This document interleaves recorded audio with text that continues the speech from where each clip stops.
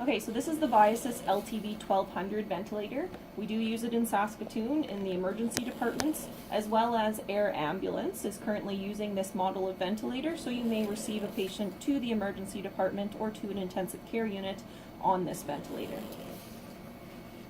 The ventilator is good for both internal and external transports because it has an internal battery as well as the option for external batteries, enabling it to do longer transports.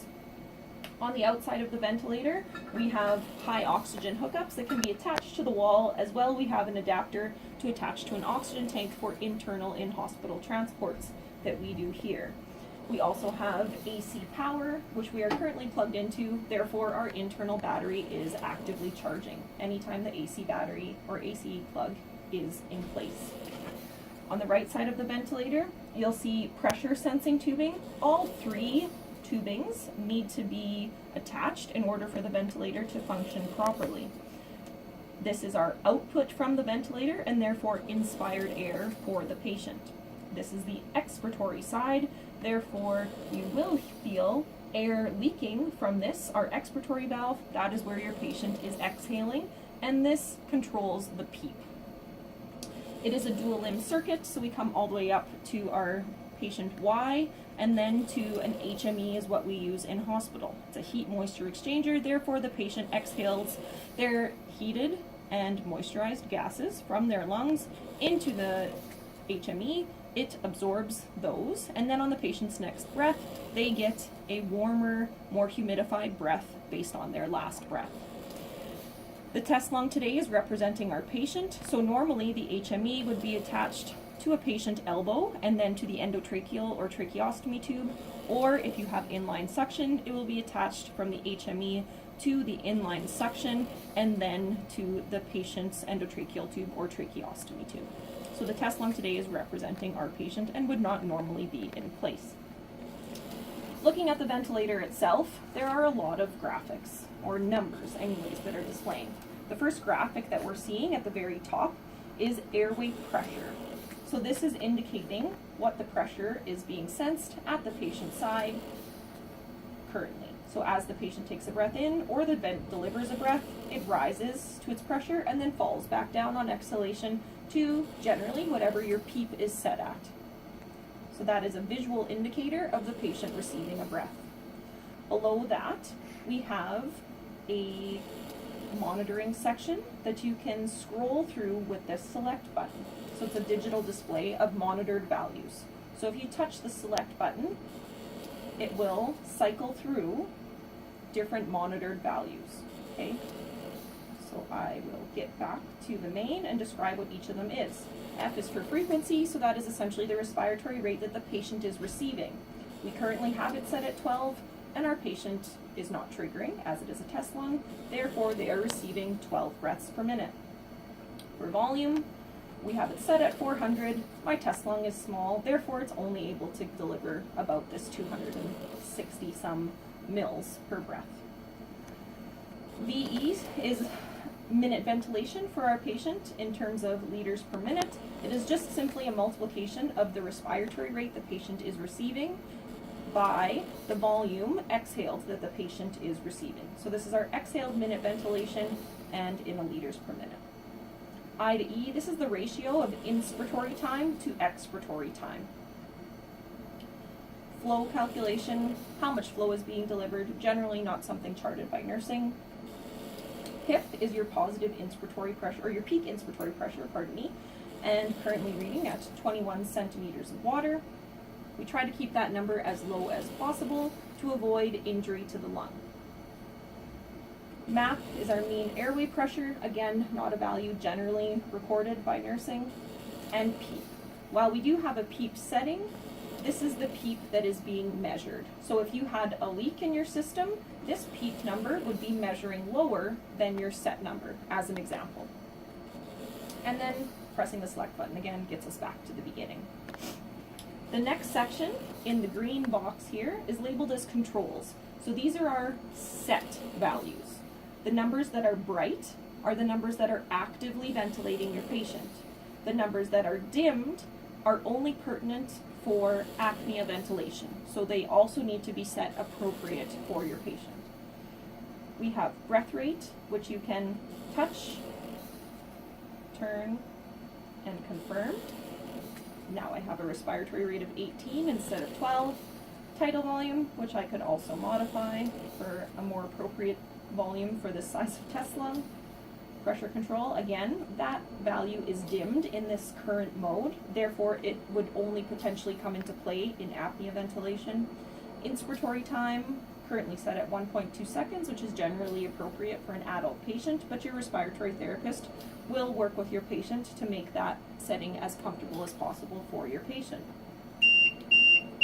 And because I decreased the volume, it is now thinking that it has too low of a volume. That is the silence button. Pressing it twice will clear your alarms. If the alarm has not been fixed in terms of the issue being fixed in your circuit or whatever the issue might be, the alarm will continue through the silence. If you have corrected the alarm, pressing this twice will clear the alarm, and you know that then your patient is ventilating appropriately again. Back to the controls here. Pressure support is only active in certain modes, therefore it is dimmed out. This is a controlled mode, therefore pressure support is not required. FiO2 or O2%, currently set at 21%. This is a number that you will often be changing as nursing, so press now only that number is lit because you are changing it. Turn and confirm. And you can then hear the ventilator ramping to now be bringing in more oxygen than it was previously. This is a natural sound, and it will go away depending what you are changing with your settings. Sensitivity is next. That's how much essentially the patient has to work in order to trigger the ventilator to supply an additional breath beyond its set rate. So those are your control settings. Always push, turn, confirm with this value knob. Below the control settings are the on standby button. Similar to our other ventilators, simply pressing this on standby button will do nothing. You need to push and hold in order for the ventilator to actually stop delivering a breath. So don't worry, it can be bumped and ventilation will continue to your patient. This next part is for selecting whether we are going to volume ventilate, which we currently are because we have volume selected, or pressure ventilate, which we are currently not, as that section is dimmed out, and so is this one. Your respiratory therapist will make this decision with your physician in terms of what type of ventilation you will deliver to your patient. The next section is the mode that we are ventilating in. So for your charting, you will need to see whether the light below the assist control, AC, section is lit, or if it's the light below the SIMD/CPAP setting is selected. Generally, startup settings, and for any patient who is sedated in the emergency department, we tend to use assist control ventilation. The next section would be to do an inspiratory or expiratory hold. Let your respiratory therapist do that if we are looking for certain numbers, such as the plateau pressure in the lung. The next button is one that you can use. It's for a manual breath. So we showed this for both the C1 and the T1. Anytime this button is pressed, there you go. It has to be pressed more consistently than my currently set rate. But the light will go on and it will deliver an additional breath to the patient. Okay, and as we can see, the rate is higher than my set rate. The next button would be for us to use low pressure oxygen source, so that would just be liters per minute coming from a flow meter from the wall. We do not generally use that in hospital for transportation, only for long-term ventilated patients potentially in a chronic state at a bedside. Lastly, control lock. Again, we try not to lock our ventilator screens because we want to be able to modify settings as soon as our patients need. So this button should generally not be lit. The next section is the alarm section in red here. Again, these settings will be set by your respiratory therapist to keep safety in mind for your patient. We set a high pressure limit so that if the patient was to cough or if the volume was accidentally placed too large for the patient, The pressure will limit to only 40 centimeters of water, or whatever is selected, for example 30 centimeters of water, therefore protecting the patient from receiving too much pressure in the sensitive lung. The next setting is a low pressure limit. Therefore, if we had a disconnection in the ventilator, we would know because we have a low pressure limit, and if there's a disconnect, there is no pressure in the system, and it would alert us to that value. The final one is the low minute ventilation, or the low minute volume alarm.